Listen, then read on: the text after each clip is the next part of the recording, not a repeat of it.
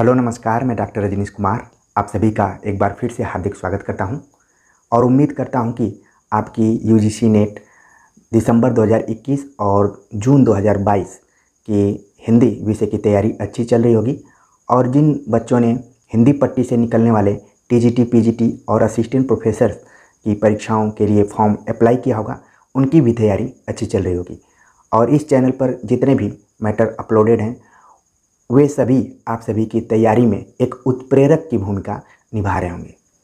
और देखा जाए तो जो भी पढ़ाई होती है वो तपस्या तो है ही, इसके अलावा उसमें कई बार हमें प्रयोग करने की ज़रूरत पड़ती है।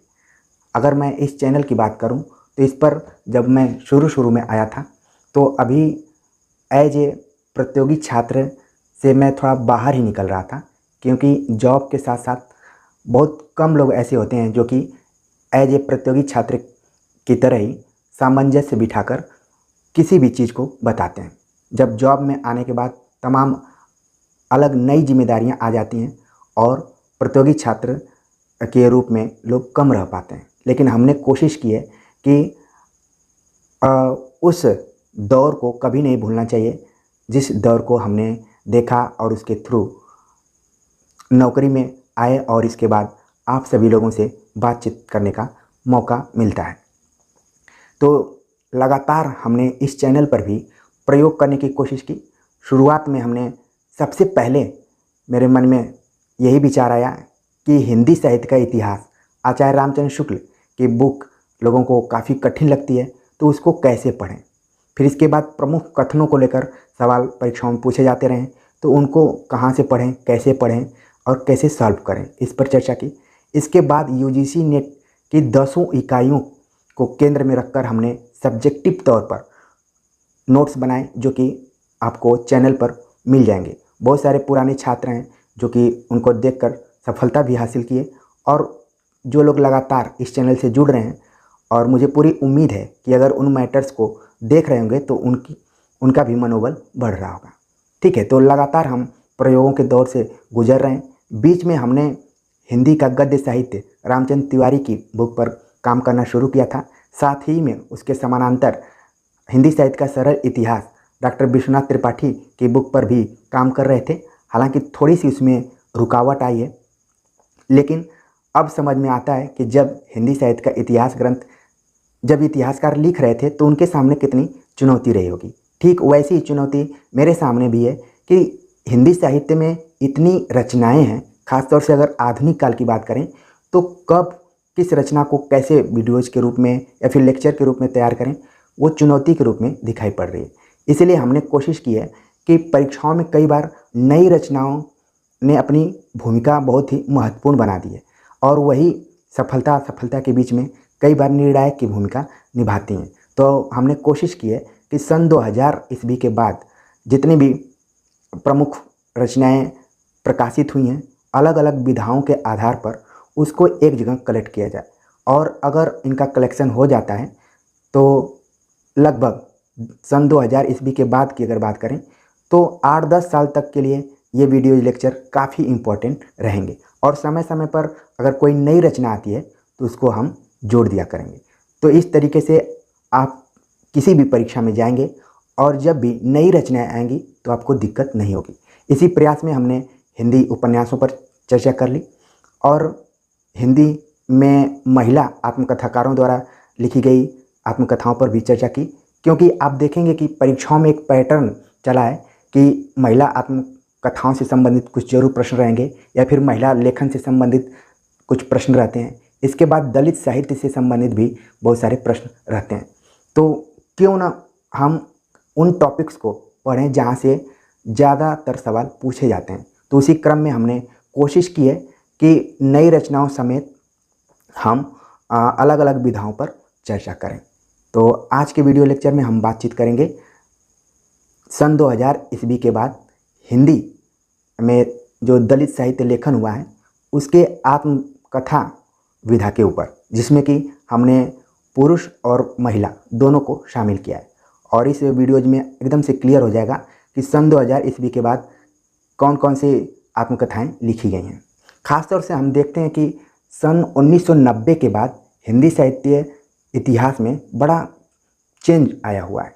आप देखेंगे कि उसी समय स्त्री लेखन की शुरुआत हुई और उसकी चरम आने तक सन 2000 ईस्वी तक एकदम चरम पर वो लेखन पहुंच गया। इसके बाद उसी समय दलित साहित्य लेखन भी शुरू हुआ, आदिवासी लेखन भी शुरू हुआ और जितने भी हाशिए पर उपेक्षित खासतौर से जो विमर्श रहे हैं, चाहे वो जेंडर से संबंधित चीज़ें रही हों, उन पर भी धीरे धीरे लेखन कार्य शुरू हो चुका है और वही परीक्षाओं में घूम फिर कर आते हैं जो कि नई रचनाओं के शक्ल में रहते हैं।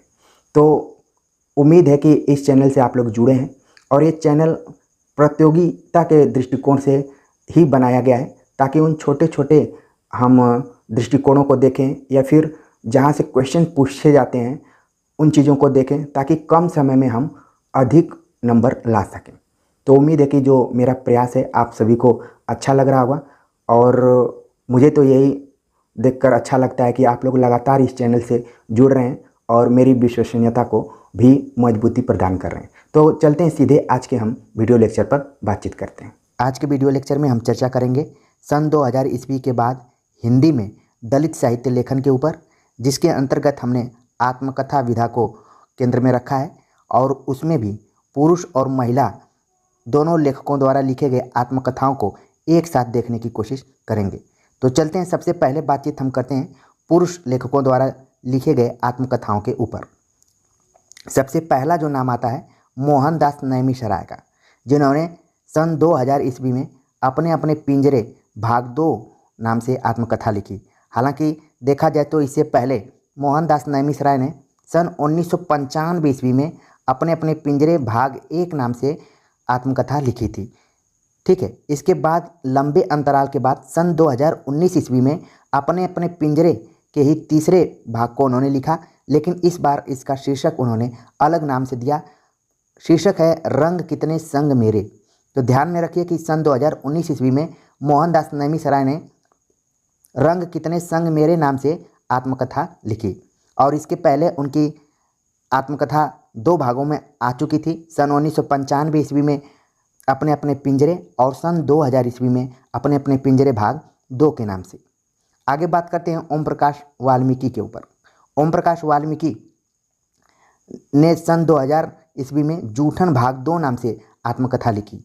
मोहनदास नैमिषारण्य की तरह ही ओम प्रकाश वाल्मीकि ने भी सन 1997 ईस्वी में जूठन भाग 1 नाम से अपने आत्मकथा लिखी थी। बाद में सन 2000 ईस्वी में उसका दूसरा भाग आया। तो इस तरीके से दोनों भागों के प्रकाशन वर्षों से आप सभी परिचित हो गए होंगे। आगे बात करते हैं D.R. जाटव ने सन 2000 ईस्वी में मेरा सफ़र मेरी मंजिल नाम से आत्मकथा लिखी है, जो कि परीक्षा के दृष्टिकोण से इम्पोर्टेंट है। अगले आत्मकथाकार हैं माता प्रसाद, जिन्होंने सन 2002 ईस्वी में झोपड़ी से राजभवन तक नाम से आत्मकथा लिखी है और ये आत्मकथा वर्तमान समय में प्रतियोगी परीक्षाओं के दृष्टिकोण से काफ़ी इम्पोर्टेंट है। लगातार परीक्षाओं में ये सवाल के रूप में पूछा जाता रहा है।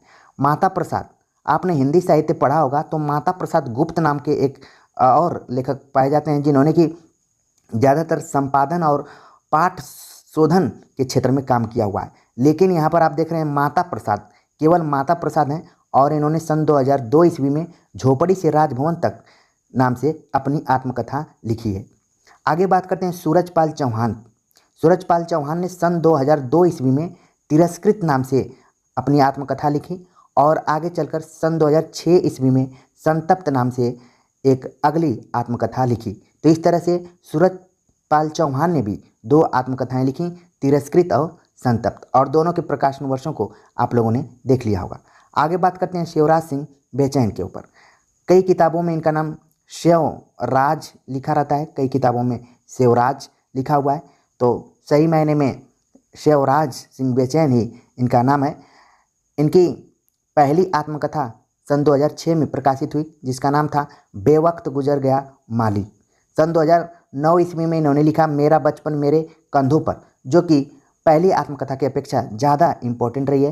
परीक्षाओं में खूब ये पूछा जाता रहा है और रिसर्च को लेकर भी विद्यार्थियों में एक आकर्षण रहा है इस आत्मकथा के ऊपर। और इसका कारण एक ये भी है कि शिवराज सिंह बेचैन वर्तमान समय में दिल्ली विश्वविद्यालय के विभागाध्यक्ष के रूप में भी मौजूद हैं और वहाँ के जाने माने प्रोफेसरों में से एक हैं।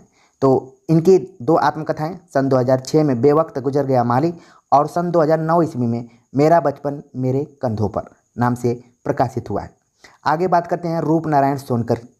रूप नारायण सोनकर ने अपनी आत्मकथा सन 2007 ईस्वी में नागफनी नाम से लिखा और सन 2007 ईस्वी में ही दूसरी आत्मकथा लिखा जिसका शीर्षक है मेरे जीवन की बाइबिल। तो सोम नारायण सोनकर से भी लगातार सवाल पूछे जाते रहे हैं और ठीक वैसे ही जैसे कि मैंने बातचीत में कहा था कि जो महिला आत्मकथाकारों की कुछ रचनाएं सुमेलित, असंगत और वन लाइनर के रूप में आती हैं, वैसे ही रूप नारायण सोनकर जैसे आत्मकथाकार भी असंगत, सुमेलित और वन लाइनर रूप में भी कभी कभी पूछ लिए जाते हैं। आगे बात करते हैं डॉक्टर धर्मवीर के ऊपर। डॉक्टर धर्मवीर जो कि दलित आलोचक के रूप में भी जाने जाते हैं और उन्होंने आत्मकथा भी लिखी है। सन 2010 ईस्वी में इनकी पहली आत्मकथा आती है मेरी पत्नी और भेड़िया नाम से। सन 2013 ईस्वी में इन्होंने लिखा खसम खुशी क्यों हो। डॉक्टर धर्मवीर, कई बार विद्यार्थियों में कन्फ्यूजन सा क्रिएट हो जाता है क्योंकि हिंदी साहित्य में एक नाम धर्मवीर भारती है और दूसरा नाम है डॉक्टर धर्मवीर। तो दोनों को आप अलग अलग करके अपने दिमाग में रखें, वरना कई बार जल्दीबाजी में इंटरव्यू इत्यादि में धर्मवीर को भी धर्मवीर भारती कह दिया जाता है। तो उम्मीद है कि अब आप सभी इसको अलग अलग दिमाग में रखेंगे।